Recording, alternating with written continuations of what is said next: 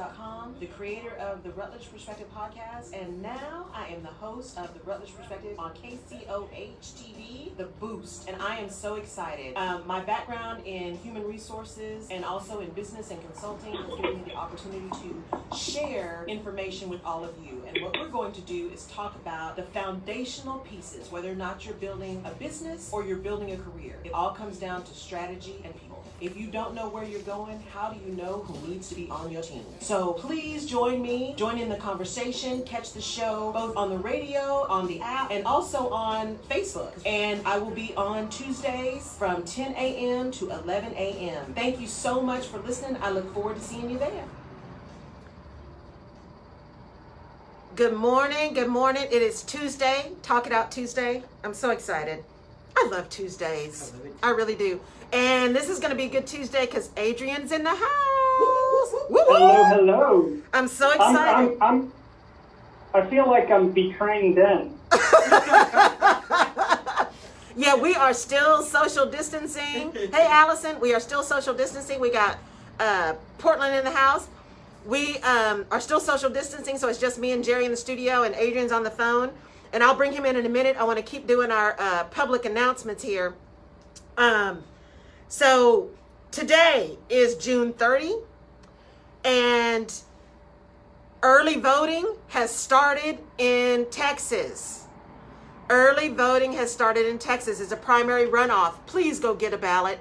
If you don't know for sure what you're voting for, who you're voting for, you can go online and actually get a copy of the ballot. Go look up the people, go figure out who is on the ballot, what amendments, what proposition, all those kind of things. It's really a primary runoff. So that's the main focus of the ballot. So please go get a ballot and go figure out who the people are before you vote. Don't waste your vote, but go vote. Please go vote. Oh, I don't have my vote necklace on today. I got to remember to wear that next week. Also today, Colorado, Oklahoma, and Utah have state primaries today. Colorado, Oklahoma, and Utah. So y'all go and show out. Go get your stuff. Go get your snack. Go get your chair. Go get your water. And go sit in line. Because Kentucky showed out, even though they tried to suppress the vote in Kentucky. Folks showed out. They started banging on doors because they were trying to keep them out. So please, please, please exercise your right to vote. I also read last night that I think it's the Atlanta Hawks are going to open up their arena as a polling place for November after all that mess in Georgia. So please do not lose your vote. Please, please, please. Census, make sure you did your census. And I think, Jerry, did you find out if they're doing field people? No, I haven't found that. Okay, so we don't know for sure yet if they're going to be doing field people. I have not seen yes or no. Adrian, do you know? Are they going to have people in the field doing census counting this time? I honestly have no idea. I don't either. And I haven't heard anything, but please do your census. That's important for us to be able to have the appropriate amount of representation. It's really important. Good morning, Denver. Sweet Pea, I'm so glad to see you on. So make sure that you do your census. That's really important. And make sure you vote. The other thing is, also feel free to join my Facebook community. It's free. It's called The Resource Community. And I go in there live every week. I answer your questions. It's kind of like the show. Good morning, Austin, Texas. It's kind of like the show. So you have questions, ask those questions there. I go in live. I'm going to start being in there more often than just on Wednesday. But at least on Wednesday, you'll be able to see me. All right. That's really it for the announcements today. Other than the fact that we are now under a mandatory mask order in Harris County, which actually makes me pretty dadgum happy. Because that didn't happen in Odessa, and I'm trying not to be salty about that, but I'm pretty salty because my mom lives in Odessa. So what didn't happen? Say that again. So in Odessa, Texas, they had a referendum to try to do a mandatory mask order because they've got rising cases and all that kind of stuff, just like everywhere else in Texas. But it did not pass. And there was only one person that was courageous enough to actually look at the science and understand that this is not a, infringement of your constitutional right to tell you to wear a mask. But I digress. Because see, my attitude will get kind of bad. You're digressing early. I know. It just makes me so mad. That didn't take long to go off the reservation of employment all day. It did not. Well, I just saw a Batesville casket truck. Okay, people, look. this is another sidebar. So I am one of the probably few people that you guys actually know that actually worked at a casket company. And Batesville Casket truck just went by delivering caskets. Oh, man. So I'm just telling you, now they are beautiful. They're absolutely beautiful. They are handcrafted. They are the most amazing ways to go home. Most of the caskets for the presidents were Batesville's, the Marcellus line, hand carved wood, Nashville, New Hampshire, or Batesville, Mississippi. FYI, they are fantastic. However, I don't want to prematurely wind up in one, and I don't think anybody else does either. So let's do what we need to do, people. Okay. So Adrian, we're going to get to it. So we've had a lot of questions over the last several weeks from people that come in randomly about employment law related things. And we've talked a lot about how you manage people. What are you doing about performance? What if people are coming back to work and not coming back to work? And now that we're under this mandatory mask order again, good morning, Houston. And bars are shut down. Restaurants are back down to 50% capacity. There are probably many businesses that are rethinking their return to work orders. Just wanted to take this time to have Adrian come back on to answer some of the questions that we've heard before, but also to dig a little bit deeper into kind of the interaction at work, because people are under a lot of stress. We're under a lot of stress right now. Leaders are under stress about how to bring people back to work, whether to bring people back to work, how to bring them back to work. Employees are under stress trying to decide if they're coming back to work. Are their kids going to go back to school? I mean, there's just a lot going on right now.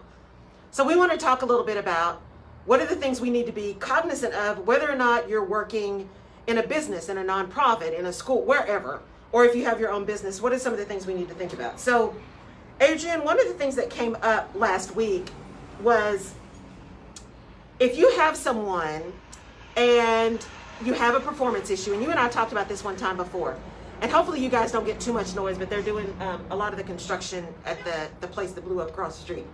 Mm-hmm. If you have someone who is not performing really well, and you are trying to manage that performance now in the era of COVID, and you have not managed that performance before, some of the things you need to be cautious about as you decide, you know what, this just isn't going to work, right? We really need to manage this performance.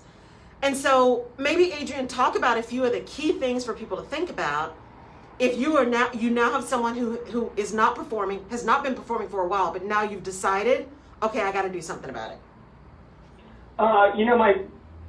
My biggest piece of advice would be to keep it as objective as possible, because it's going to be easy for a counter argument to be made that this is now just a pretext, meaning that, well, if you didn't write me up before or manage my performance prior to COVID, why are you doing it now? Right.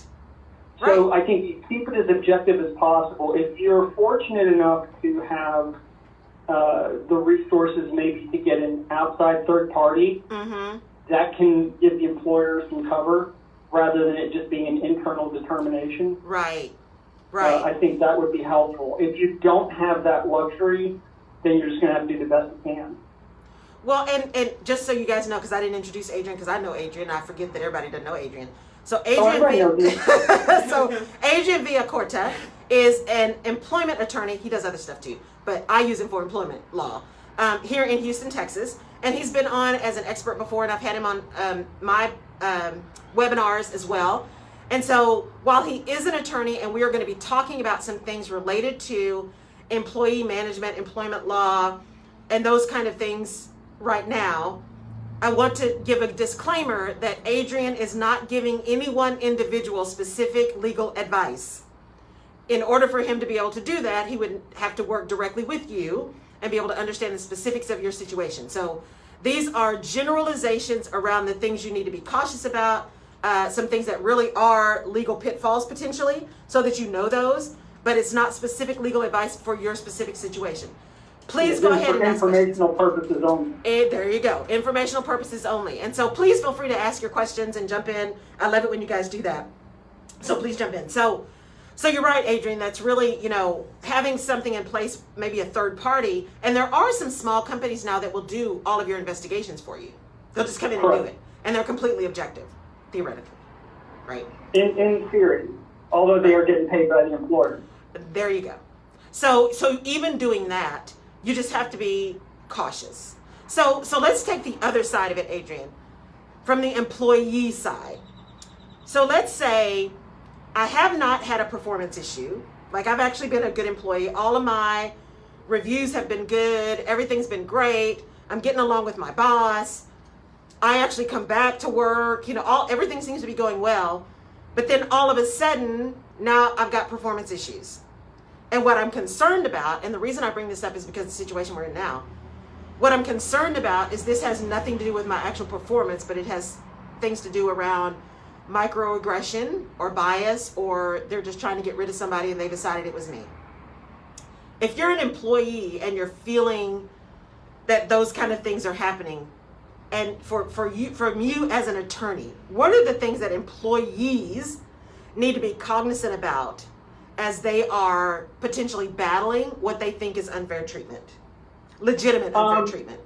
You kind of use the same thing that I said from the employer's perspective, but flip it around. Okay. I would document written requests, asking for the objective basis for why my name got pulled up for performance reviews. Put the burden on the employer to show you their methodology and their thought process as to why you are not performing.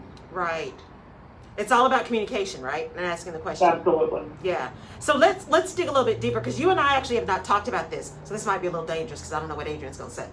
So there's a lot more talk now, and I think a great deal more awareness of what we call microaggressions. And that is the situation where it's not blatant, like the noose is hanging from your cubicle. That's not what a microaggression is. A microaggression is, oh, I'm so sorry, we forgot to put your name on that invite for that meeting. Or, oh, we just got back from lunch. We didn't realize you were here. Or sitting in a meeting where you continue to offer ideas, no one really responds, but the person next to you says exactly what you said, and all of a sudden it's genius. Those are the kind of things that are microaggression. You can't necessarily call them out specifically. You can't necessarily, well, you can call them out if you're subject to them. But you can't necessarily point to something blatant that is either in writing or that's physical or tangible. But they do have significant impact on creating the feelings of a hostile work environment or harassment. So maybe, Adrian, if you think about kind of your clients and kind of the things you're hearing, what is popping up for you around this whole area of kind of microaggressions, hostile environment, harassment, and maybe define hostile work environment and harassment first, so people know what we're talking about. So a hostile work environment is when conditions are so intolerable that a reasonable person would basically, and it kind of dovetails to a constructive discharge. Right. That are the conditions so intolerable that a reasonable person would feel compelled to resign? Okay. So that's not really a very definitive explanation, right? There's a whole lot of gray area because you've got reasonable person in there twice. Right. When you're talking about instances of microaggression, I think it's critical for the employee to keep a log of everything that happened, dates, times, people who attended that meeting. Right. Be as specific as possible, because if it turns into litigation, that's going to be the roadmap for the attorney to take depositions as per document, subpoena witnesses. It makes things a whole lot easier, and it helps strengthen your case because you're making reference to particular dates, times, and instances. And it's still going to be one of those where so many times microaggressions are dismissed, right? So you have to be prepared to almost show, what do they call it, a preponderance of evidence, right? So much of this is happening because individually they may seem very innocuous. Yeah, and let's say you have one instance, that's not going to be actionable. Right. We're in Texas, we're also under the Fifth Circuit law, federal law. Right. And it's just not very friendly towards employees. It's just not. And we also have that overriding employment at will Right. concept. So Right. you can be fired for any reason whatsoever or no reason. Which is So- what makes it so hard sometimes, right? Pardon? And that's what makes it so hard sometimes, is that you can quit at any time and somebody can fire you at any time for any reason. Correct. So long as you're not fired or discriminated against based on race, religion, age, gender, things of that nature, any other Right. protected category or activity. Right, right. So when you talk about documentation, because this is one of the things there's Pete. This is one of the things we always talked about in HR is documentation can really help you, but documentation can also hurt you. Correct. And sometimes bad documentation can be more harmful than no documentation. And so let's stay on the employee side. When you talk about writing down kind of dates, times, as much detail, what are some of the things that people need to potentially maybe avoid in their documentation? Maybe certain kind of statements or words or that kind of thing, if there's anything. Well, when I'm talking about an employee keeping a log, that's just for their own personal use. Okay. I'm not saying that the employee is like writing emails as soon as an instance of microaggression happens, sending an email to human resources. Right. I'm not saying that. Okay. There will come a point in time where it does need to be reported, but if it's just one instance, I don't know if that's enough. Right. And I think part of that depends on the relationship that you have with HR. Agreed. Because you may have a very hostile HR person or group and hostile upper management, that one little complaint like that may, trigger an immediate termination. It's just a case-by-case basis. Exactly. And you touch on a good point. And I've talked about this, talked about HR people and to HR people before. If you don't have courage as an HR person, I need you to go find something else to do. If you are not willing to understand, you have got to protect the business, of course, because if there's no business, nobody has a job. But you also have to be able to understand and walk the line and ensure that you are protecting the employees. And your role in the middle of walking that line is ensuring that the things that the company says they're doing, they are actually doing. That words align with actions. And where they don't, you got to call it out. You got to fix it. You got to speak truth to power. And if you're not willing to do that and you're not able to do that, if you're not able, then find somebody to help you. Get a mentor, get somebody. If you're not willing, then you need to find something else to do, because it's too easy for you to hurt people in HR if you do not have the courage to speak truth to power. It's too easy. And it's extremely detrimental and harmful, not only to the organization, but to the people working in that organization. So that's number one. The second thing is what Adrian just talked about is you really need to understand, as an employee, you really need to be very clear on the culture that you're in. So it is very real that you may have not only a hostile work environment with your boss or your department or what the culture or whatever, but if you have an HR department that the minute somebody makes a complaint, that person becomes a pariah, that's a problem. And it could very easily damage your career and end your career when you were just trying to make a complaint. And then, Adrian, and you jump in here, then I think your whole ability to, or the effort and the pain and the cost of going forward with some kind of claim could potentially increase exponentially if you've got a hostile HR area. Correct. Because then they're not going to be, the kind of documentation they have, the kind of support that they have, you're not only fighting the company, you're really fighting HR, which, just as an FYI, if you're an employee and you make a claim and you're trying to get to HR, at the end of the day, HR's responsibility is to represent the company. So.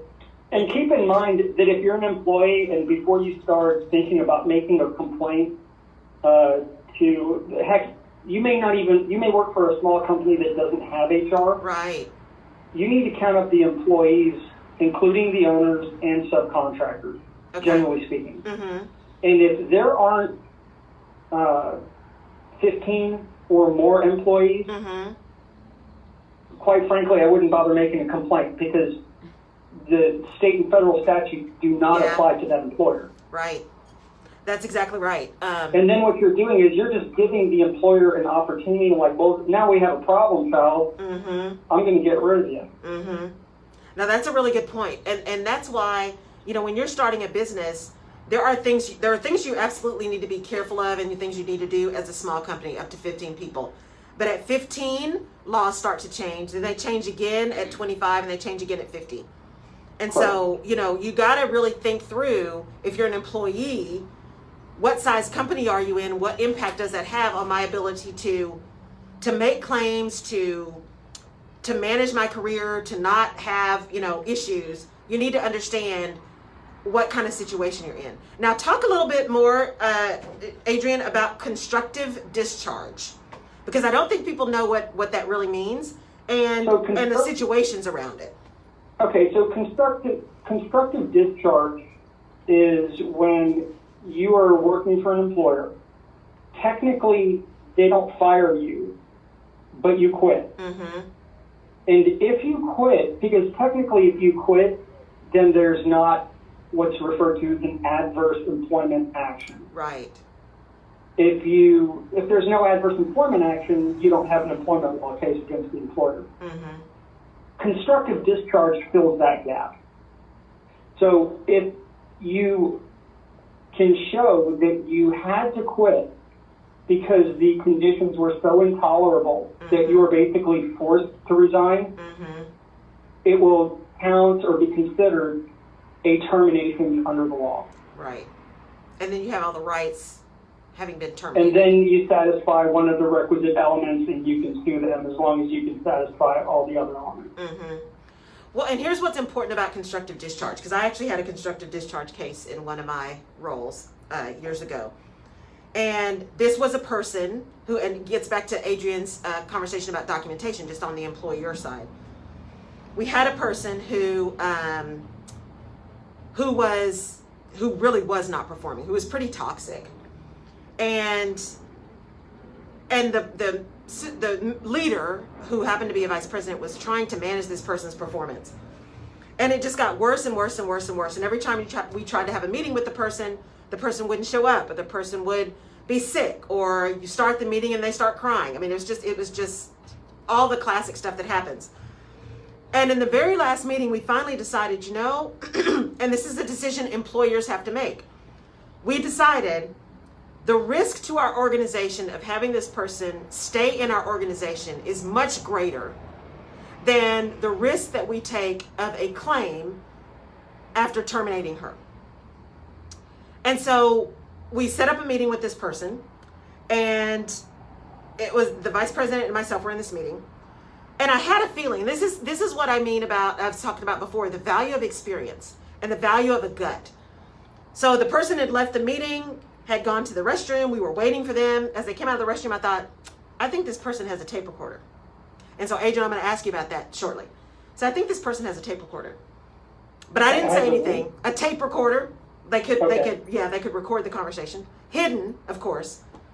And so we get into the meeting, and we're sitting down, and we're like, please sit down. No, I'm not going to sit down, because this is harassment, and it just went downhill. So the person made a constructive discharge. She left that day. The person made a constructive disclaim charge. We forced her to resign, et cetera, et cetera, et cetera. And she had us recorded. I was one of the people that she had recorded. Luckily, because I'm not stupid, and because this ain't my first rodeo, if you looked at all of the conversation that happened, there was nothing in the conversation, even in what she recorded, that was hostile, that was personal, or that was not based on specific behavior that was observed. And I give you that because we've talked many times before on this show, on my website, about when you are talking about performance, it is not personal. You have to make performance conversations about observed behavior related to expectations. Because once it gets personal, then you get closer to all those claims around discrimination or bias or hostile work environment, all those things. You have to be very clean around what you're doing and why you're doing it. Because that kind of situation can completely undermine your case if you are not paying attention to what you're saying, how you're saying, who's in the meeting. because at first I wasn't doing a lot of talking. The VP was doing the talking. And then I chimed in, which was great because then there was another woman in the room. So, when Adrian talks about constructive discharge and this setting an environment where someone feels compelled to quit, it also gets back to how you've treated people, what kind of documentation you have. All of those kind of things come into play. So Adrian, talk a little bit about, because especially now, it's not unusual for people to not only have emails and keep paper trails, but to record conversations. And the laws keep changing about this. So maybe talk a little bit about that.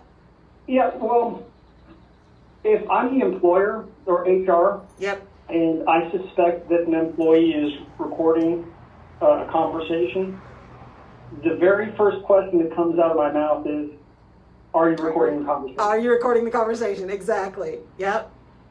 Because if they say yes, I'll get to that in a second. Yep. But if they say no, then they just lied if they end up turning that over. Right. Exactly. Okay. Mm-hmm. So then yeah, exactly. That makes my job a little bit easier. Right. I start attacking them, saying they're lying about that, they're lying about everything. Right. Exactly. If they say yes, I am recording, that is actually their right. Mm-hmm. They can record that conversation. They don't have to disclose it ahead of time. In Texas, it only takes the consent of one of the parties to a conversation. Mm-hmm. And if it's just Laurel and I on the phone and I'm recording it, I don't have to tell her because I'm giving myself consent. Yeah. So what it was designed to prevent was third parties from recording conversations to other people who did not know about it. Right, right. But it's really important, though, guys, to understand that you don't have to know that somebody you're talking to is recording. They don't have to tell you. And so that's another reason why it's really important to be very clear about the situation that you're in, manage emotions, and make conversations, professional conversations, as much as possible. Now, none of us is perfect. We're all going to mess up at some point. But for the most part, especially if you're having a pretty focused employee-employer conversation, really, really stay close to the topic at hand, the issue at hand, the behavior that's observed, the expectations that were set. Because the minute you stray from that, especially if somebody is recording, you open the door for other claims. You just make it messy. You still may not lose. You may not be completely undermining your argument. You just make it harder to defend. You make it harder to defend, right? So Adrian, as people start thinking about, so I want to move back to the employer side. As you're an employer and you now are in this time of COVID or any other time, and you're still trying to decide what you're going to do with people and how you're going to manage people, what are some of the things that you're telling your clients to review around policies, procedures, interactions, those kind of things that may be happening? Well, that's a really hard question because it's so industry specific.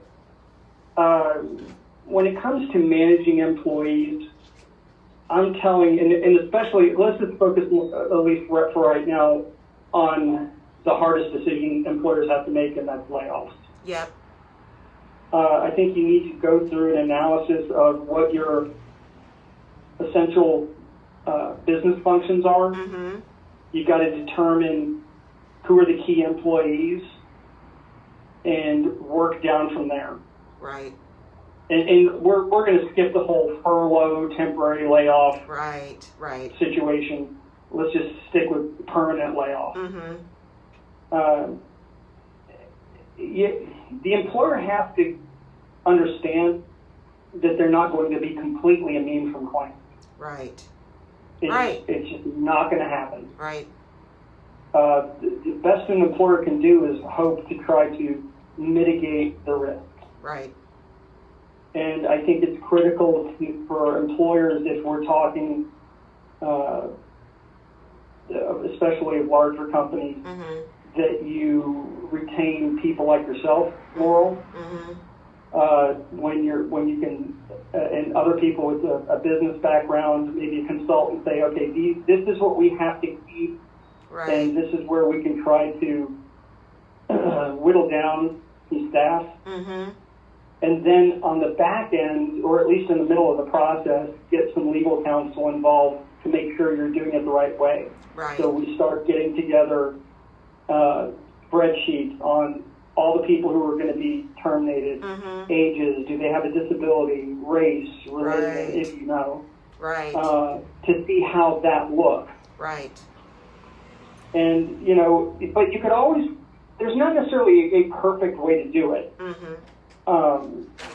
Because you could have an employer that says, okay, well, our policy is last hired, first fired. Right. That's a pretty objective standard. Yep, true. And True. and if you go with that, that's probably a really good way to go. However, I would venture to say that 80% of employers out there are not going to be doing that because Right. they're not going to be viewing this particular time as an opportunity to weed out underperforming employees. Right. Right. Well, the underperforming employee is going to feel like, hey, this is my job. They take it very personally. Exactly. I was let go because of my race, gender, sexual orientation, whatever. So there's no clear-cut answer. You just have to do the best that you can and get the right people around you to help make you that best decision. Right. Well, and we talked about this on an earlier show when we talk about, you know, what decisions are you making around employees, around layoffs, around furloughs, even around hiring or reorganization. And you always need to start with your strategy. It starts with your strategy. So what are you going to stop? What are you going to start? What are you going to continue? It starts with that. Then what is the work that needs to be done?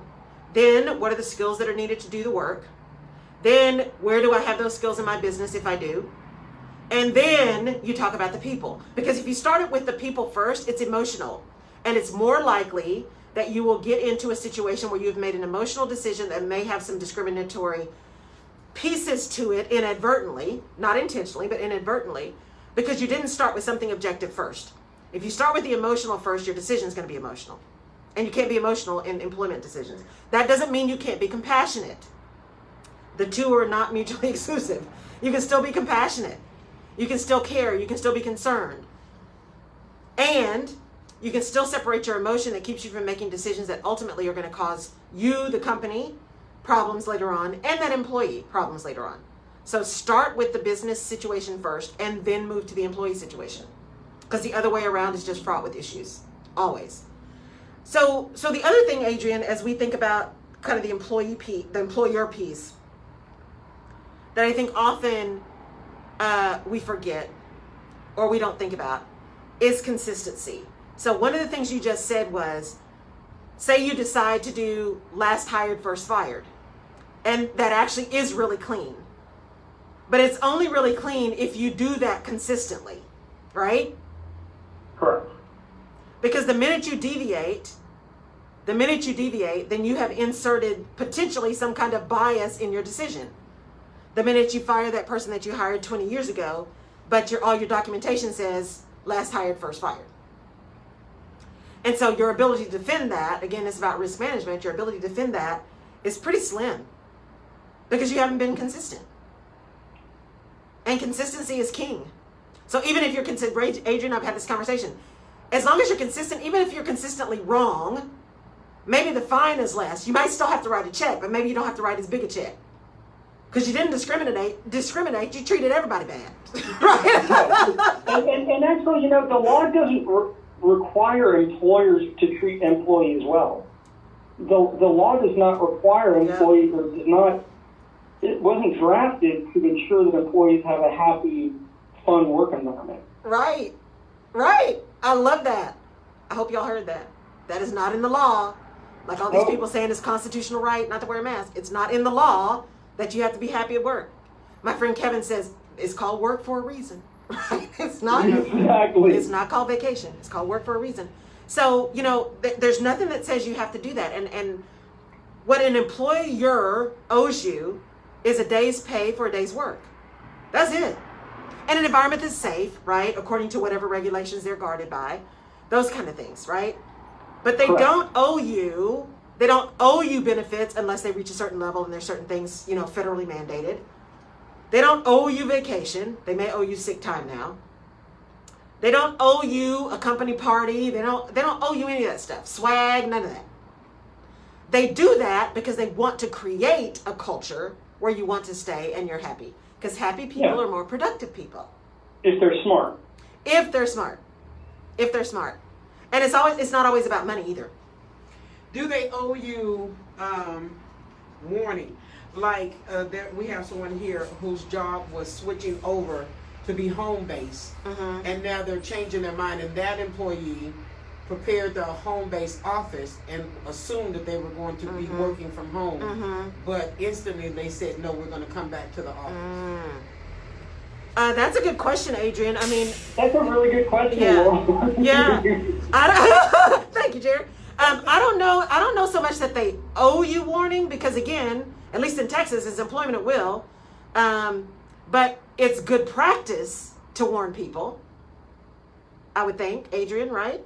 Yeah, I would want to know as to what kind of representations were made. Yeah. And who incurred the expense in setting up that home office. Right. The employee. Okay, and so was the representation made that you are going to be working from home and this is going to be a permanent situation? Yes, that they decided that everybody, this particular department, could stay home based since the pandemic. They did not need to come back to the office.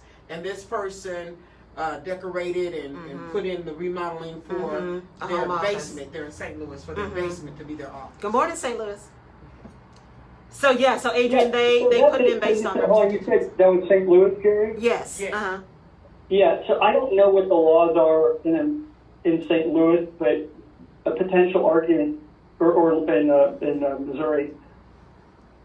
But I mean, you could have had an oral modification to the employment agreement. So it's really hard for me to render an opinion on that, but my gut tells me that the employers should be stuck with that, and if they're going to force them to come back, at the very least, that the employee should be reimbursed for the expenses incurred. Right, right. And that, what Adrian was saying too, for you guys, because that was a great question, is we just had a conversation about this, that if you're going to have people work at home, and you're saying, now we're changing, we're going to have people work at home, as an organization, you need to think through and look at the laws related to reimbursement for things like internet, because now, reimbursement for phones. Do you expand the number of people who have company phones? What about home offices? What about, like, if you think about your taxes, if you have a home business, how much you based on square footage is electricity and water and all that kind of stuff related to your business space. So companies go ahead, Adrian. An interesting argument that could be made, if the facts lined up from that St. Louis situation, is that if, let's say this was an hourly employee, okay, and you said hourly employee, right? $3,000 to set up their home office. Okay. Well, that would tell me that that's going to be keeping them below minimum wage. Okay, and so say those numbers. May have leverage. Say those numbers again, Adrian. I'm sorry? Say those numbers again. No, let's just say that the employee incurred $3,000 to set up their home office. Okay. And if the employee was an hourly or, maybe $7.25, $20 an hour employee. Right. If that expenditure took them below minimum wage for those particular work weeks, they would actually have a Fair Labor Standards Act case. Ah. And so you could use that as leverage to try to get the reimbursement. Gotcha. Because they have spent money for the business, which actually decreases the actual pay that they received. Yeah, it's because they were forced to incur that expense as condition of employment. So just like under the Fair Labor Standards Act, employees can be required to buy uniforms. Right. Right? But if the cost of the uniforms take the employee's pay below minimum wage, then that's illegal. Yes. Same argument would hold true with the home office. So that you need to be able to make that calculation that if if your wage, what you're earning versus what you're having to spend based on the conditions of employment, push you below minimum wage if you're an hourly person, that means that you may have a claim against the Fair Labor Standards Act because the employer is not meeting the minimum wage standard. Correct. And I think that would create some leverage for the employer to roll over and just do the different person. Right. And hopefully employers, if you're running a business, hopefully you're doing what we've said all along, is that you're talking to people, you're being transparent, and you're planning. I mean, you do need to be flexible. So, hey, we're going to have everybody work at home. And then the pandemic, the numbers started going down. We're going to start trickling people back. But then the numbers spike. Oh, we're going to move people back home. Oh, wait, we've really got it under control. We're going to move people back. I think everyone understands fundamentally that there's going to be some change and some ebb and flow to that right now, because these numbers are crazy and they're going up and they're going down. Right now they're just going up. And so companies have to make a decision. However, employers, remember what Adrian said and what I've said often is it's about risk management. Talk to people. If you are now telling everybody, hey, we are now going to have everybody work at home, and even more importantly, if you put it in writing that you're going to have everybody work at home, if you then begin to start making changes to that, you need to have the same level, breadth, depth, and type of communication around those changes. Because that way, again, it's about consistency. We put out a memo, we did a town hall, we sent out emails, here's what you're going to do, here's the steps you need to take. And then 3 months later, we send out a memo, we do a town hall, we send out an email, here's the steps you need to take. Because then along each step of the way, you are not inadvertently changing the conditions of employment without notification. Does that make sense, Adrian? Yep. So, this is not a time for you to go to ground and just say, oh, we weren't sure what to do, so now we're going to change it tomorrow. One, people can't necessarily make those kind of changes that quickly, especially if they have kids at home or aging parents at home or whatever other situations they have, daycare, home care. You need to try to find a way to give people notice. Thank you, Sarah. You also need to recognize that you need to have as much of a plan as an employer as you expect your employees to have. Because if you don't have a plan, how can you hold them accountable for a plan? I'm just saying, right? It's just reasonable. No, you're on point. That reasonable person test, right? So Adrian, let's talk now about, because we talked about microaggressions, we talked about hostile work environment. What are some things from an employer's perspective? Because again, like in this situation that came to us from St. Louis, they told me to work at home. Now they're telling me I have to come back, but I've spent all this money. And you start having these conversations specifically around work-related conditions. From an employer's perspective, what are some of the things they need to keep in mind when they start talking about work conditions? And we're in Texas, so we don't have a whole lot of unions here. But in general, and then maybe talk about it if there's a collective bargaining situation. What are kind of work condition things that employers need to be thinking about before they have those conversations? Well, I think from a common sense standpoint that employers need to bring back, if they're going to be making employees come back to the workspace, that if they have the ability, well, first bring back the staff that you have to have. Right. Because otherwise, why have people back who aren't absolutely necessary? Exactly. And for those necessary staff, you may have to be incurring some additional expenses, if you can, to make sure that they're in a safe environment. Right. Because if you, like, for example, I know of a very good friend of mine. She's a controller for an oil and gas company here. They started bringing back necessary staff. And somebody tested positive. They shut down the whole office again. Wow.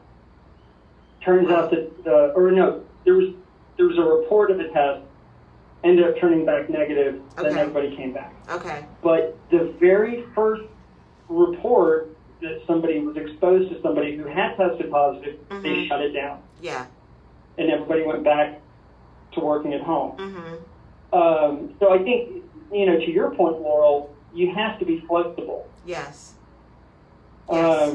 Now, there may be certain, businesses where, like those meat packing plants in the Midwest, Right. where you can't guarantee people are going to be more than 6 feet apart. Right. Right. Then maybe the next thing is, okay, we're going to take everybody's temperatures before they come in. Mm-hmm. Or we incur additional expense and make sure that everybody gets that nasal swab test every other day. Right.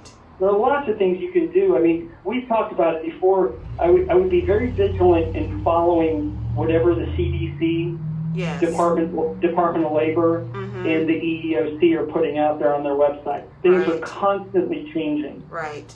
And Right. whatever guidelines they're putting out there, follow them. And whatever you're following at the time, print it up. Right.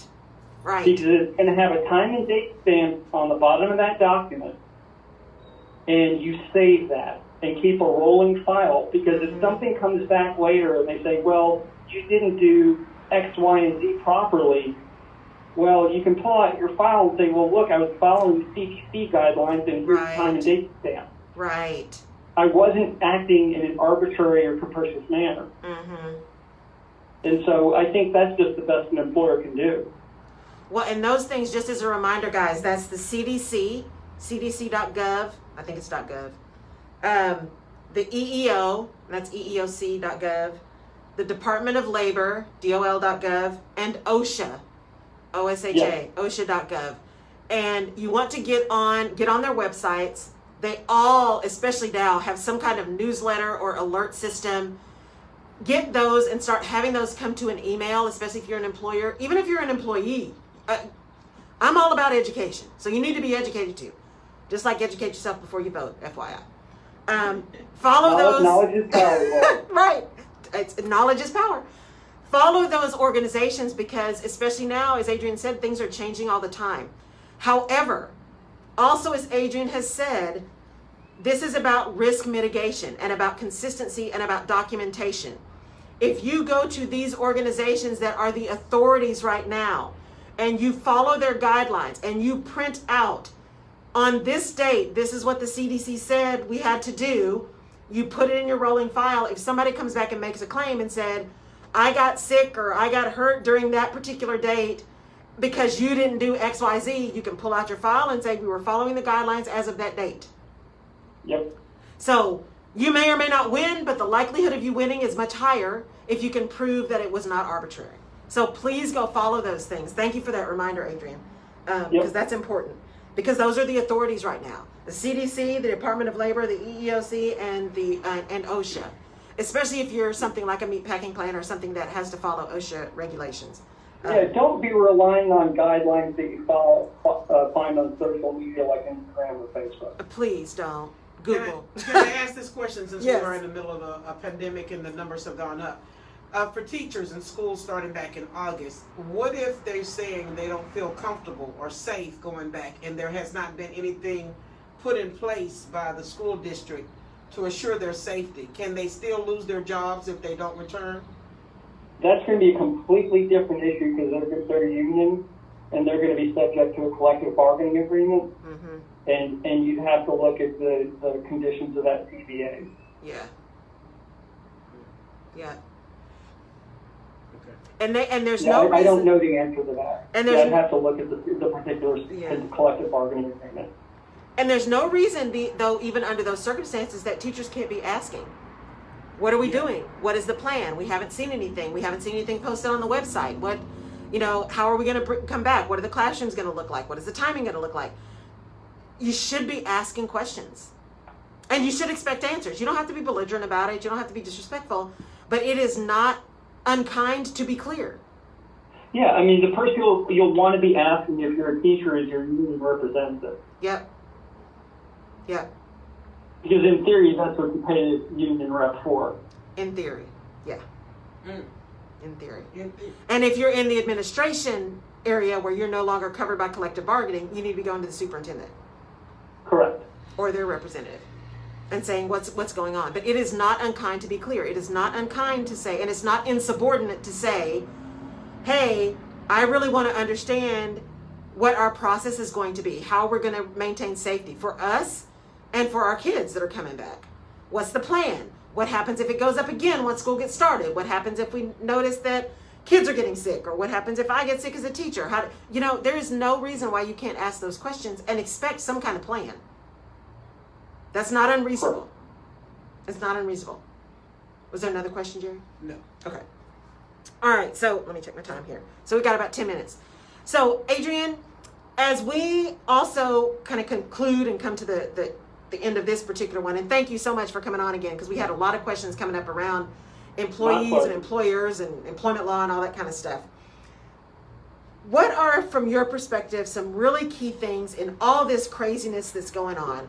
Like your top 3 from an employer, here are the top 3 things you should really be doing right now. And if you're an employee, here are the top 3 things you should really be doing right now, just to make it, and hopefully avoid litigation. Top 3 things, if I'm an employer, is clarity communication with employees, whether that is we're working from home, these are our expectations, these are the things we're going to do to protect you, safety in the workplace stuff. That's probably 1, 2, and 3, to be honest with you. Okay, that makes sense. Because everything flows from that, and what I just said right there is basically what you've been preaching for the last 2.5 months. I think that's critical. And well, then the other thing is what we just talked about is doing the research and following governmental guidelines. And don't just rely on if you found something a month ago. Right. Just assume that it hasn't changed. Because especially in the first 2 weeks of COVID coming out back in March, right, the EEOC and Department of Labor, they were changing. There were some regulations that went into effect on Monday, and they completely pivoted on a couple of positions, 180 degrees, Sunday at 6 p.m. Right, right. And I can't remember exactly what it was, but we talked about it on the webinar. Complete pivot. So then employers are going into the office Monday morning thinking, this is our plan, and then they start seeing these news briefs that, but we don't have this obligation. Right, right. So, I mean, I would monitor these things on at least an every other day basis. And that's why I say sign up for those newsletters, guys. Sign up for alerts, something, so you get these. Yeah. If I'm an employee, the top things that I would be doing would be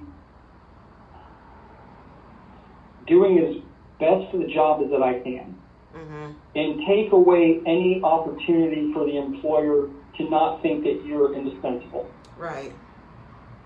That's not to say that if you feel that you've been discriminated against or retaliated against for something legitimate, I'm not saying suck it up. Right. But do the best job that you've ever done in your life. Because who knows what's going to happen with this economy over the next year and a half. Having a job is going to be very important. Right. Right. One quick question. Does the mask order for businesses apply to those that may work in an office setting? If I'm in a business, do I have to wear a mask? Does that apply? My understanding of the mask order is you have to wear a mask inside. There was a young man out of Conroe who made a point that his job was going to let him go because, and this is before it was mandatory. That he cannot wear a mask because he deals with panic attacks. And that's different. That gets to what Adrian was talking about before, Americans with Disabilities Act. If you truly have a medical issue or something, you just need to have documentation, right, Adrian? Yeah, you would. I would think that would probably be covered under the ADA. Or some kind of medical exemption. Probably would be. Yeah. But you can't just say, I have anxiety, you need to get the medical medical proof to back that up. Right. Otherwise, an employer, I feel, has the not only the right but the obligation to require wearing of masks at the workplace. Right. Well, and there's something, I just saw this posted that, and you guys, this is just about common sense. But there is, make sure that if you are an employee, that if you truly do have some kind of condition, that you get documentation and valid documentation. Just don't go around the corner and get your uncle to write you a note. You need valid documentation of some kind of issue that prevents you from coming back to work, wearing a mask, whatever. You really need some kind of documentation. And notify the employer of that. Notify the employer. You can't just not show up. Yes. That's the thing. You know, you can't just assume people know. It's kind of like no call, no show. You know, you gotta, if you're not going to show up to work, you need to call somebody and let them know. You can't just not show up. So make sure you get documentation. And then on the same token, it is really important that if you have some kind of condition and you are an employer or even an employee, don't go by these kind of fly-by-night places and you got some kind of, I think somebody was floating some kind of card, right? An ADA exemption card. There's no such thing as an ADA exemption card, y'all. I wish there was. I know. That'd make it easier. But it doesn't exist. So if somebody comes to you with some kind of laminated card, almost looks like a AAA card, that says, I got an ADA exemption, that's not real. What is that? It's a fake, is what it is. Okay, but what is it supposed to represent? Supposedly, people are using them to get out of wearing masks or other kind of things. Are you serious? It was just nuts. I saw somebody post it. I'm like, is this real? And Snopes didn't say at the time. Snopes didn't say it wasn't. And then I had somebody else posted that they actually had an employer actually had somebody bring something similar to them, that they had an exemption. Oh, So don't believe that, y'all. No. Because here's the thing to think about. Remember when we talk about disabilities, there is a great deal of privacy around medical information and in particular disabilities, even the way you have to ask about them and you can't force people to disclose them. So if you think about how much privacy is around a disability, do you really think there is going to be an official card that describes the inability to wear a mask as a disability under the ADA? Think, people. It's not even logical, right? So don't get roped into that kind of stuff. Well, they probably think about it like that when you think about the handicap Yes. thing. So somebody can say, well, Like a little placard. Yeah, Yeah. But those are official things. Okay. Although I'm sure somebody's figured out how to counterfeit them, but you know. But yeah, don't fall for the ADA exemption card. Okay, what else, Adrian? For employees. For employees, Besides document. If you feel that you're being discriminated or retaliated against, document it. Yeah, it's important. I think those are the biggest things. It's important. And with respect to documentation, guys, just another quick note, a reminder on documentation. Bad documentation can be just as detrimental to you as having no documentation. Yeah, and here's one other thing, is that if you're an employee and you do feel that, or let's say you have been fired, or you quit because you're constructively discharged, like we were talking about earlier. If it's going to be an employment claim under the state or federal laws, you have up to 300 days to file a charge of discrimination with the EEOC. To be safer, it's 180 days, but usually it's typically 300 days. Okay. If you miss that 300-day window to file your charge of discrimination, your case is gone. Yeah. And so don't think that sometimes folks will go out there and do their Google legal research, Right. and they'll see these 2-year and 4-year statute of limitations. It's very different in the employment law world. Yes. So you have 300 days to file a charge of discrimination with the EEOC, and then after you get that right to sue letter back from the EEOC, regardless of whether they find the violation or not, that's immaterial. Right. But once you get that right to sue letter back, you have 60 days to file a lawsuit in state court and 90 days to file a lawsuit in federal court. So you basically have 2 statutes of limitations that you have to deal with. For filing. So for filing. So don't just wait around thinking I've got 2 years. That's not the case in the employment law world. And see, that's the danger. Y'all are just Googling stuff. Right? I mean, it's one thing to Google, hey, where are the open hours of Bed Bath & Beyond? That's one thing.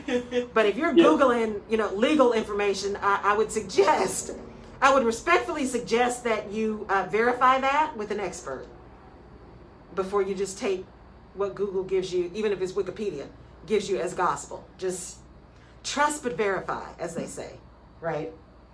Okay. Well, we're about that time. So, Adrian, thank you. My pleasure, my dears. It's been awesome. I love it. I love when Adrian comes on. He's got good information. And remember, You're the this best, is all. and you too, Thank Jerry. you. Thank you. Love you. We are wanting to make sure that you guys get really good information here.